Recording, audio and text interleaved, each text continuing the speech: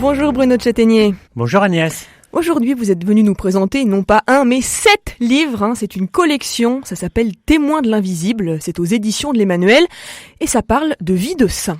Alors oui, une nouvelle collection aux éditions de l'Emmanuel, vraiment moi une collection qui m'a tout de suite attiré. L'année dernière, quand le premier est paru, c'était Carlo Acuti par Bénédicte de Lélis.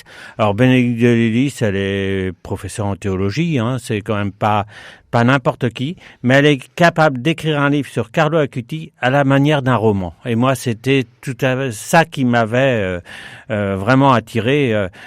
Carlo Acuti, le premier saint en jean et à porter des Nike, voilà, c'est quand même une grande figure de notre Église contemporaine. Ça veut dire qu'en fait, cette petite collection, Bruno, elle présente aux jeunes les vies de grands saints, mais de manière très ludique. Très ludique. Hier soir, j'étais en train de lire le Bernadette par Isabelle Stock.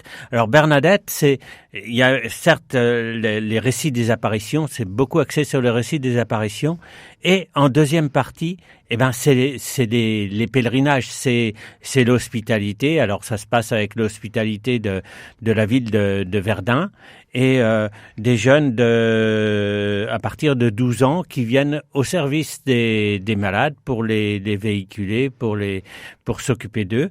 Et il y a surtout un dialogue entre ces jeunes et le prêtre qui accompagne l'hospitalité, qui leur fait découvrir Bernadette, mais sous l'angle de après, qu'est-ce qu'elle est devenue Bernadette à Nevers.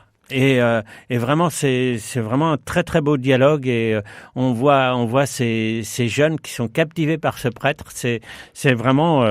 Alors moi, c'est une collection que j'aime présenter depuis qu'elle est sortie, parce que ça permet notamment de faire découvrir aux jeunes des figures, mais ça permet surtout à des adultes qui n'aiment pas trop lire des biographies de saints, de découvrir des grandes figures.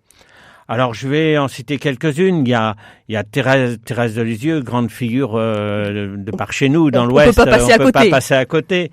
Il y a Pauline Jaricot, béatifiée l'année dernière, même si ça se passe sous la Révolution, c'est quand même une vie assez extraordinaire. Il y a Sainte Geneviève. Alors Sainte Geneviève, complètement improbable, parce que... oui, en plus à Paris, je veux dire, ça date d'il y a quand même très longtemps, sa vie. C'est fou de se dire qu'on a réussi à faire une biographie. Oui, c'est ça. Au VIe siècle, on se dit, waouh, fallait oser. Et elle réussit à faire une très belle biographie. Il y a un Don Bosco plus proche de nous, ce prêtre éducateur qui vraiment sait parler aux jeunes, et je crois que sa vie parle aux jeunes. Et puis j'irai aussi à Charles de Foucauld. Alors Charles de Foucauld, une figure bien connue, mais qui est une figure très très marquante pour des jeunes. Moi, je trouve qu'ils ont su trouver cette grande figure pour attirer des jeunes. Et puis il y a plein de projets en cours. Et surtout, ce qui est intéressant, c'est ils prennent comme auteur Bernadette de Lélis, Bénédicte de Lélis, Marie Malcura, Clotilde Janin, des grandes figures de la littérature jeunesse qui savent captiver les jeunes, et vraiment le pari est vraiment réussi. Là, je dis un grand bravo aux éditions de l'Emmanuel, parce que franchement, c'est une belle collection à présenter. Des prix très abordables, puisque suivant l'épaisseur des volumes, c'est entre 12,90 € et 13,90 €. Je trouve que c'est vraiment une belle réussite. Une belle réussite. Donc vous le disiez, Bruno, vraiment sous forme de roman. L'idée, c'est d'arriver à te présenter les vies de saints de manière ludique. C'est ce qu'on disait, pas comme des hagiographies hyper épaisse, barbante. C'est important pour des jeunes aujourd'hui, comme ça, d'avoir des figures de sainteté auxquelles se raccrocher? Moi je trouve que c'est hyper important, parce que c'est aussi des grandes figures de l'Église, et ils permettent aux jeunes de découvrir la foi et de découvrir l'Église, et de découvrir aussi, surtout, comment pour certains, ils ont découvert la foi. Je crois que dans le Charles de Foucauld, il y a une très belle...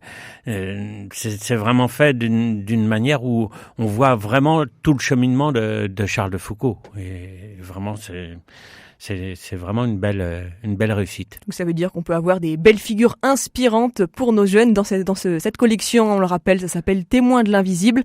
C'est aux éditions de l'Emmanuel. Et évidemment, comme toujours, Bruno, on trouve les livres chez vous à Siloé. On vous dit à bientôt. Merci Agnès.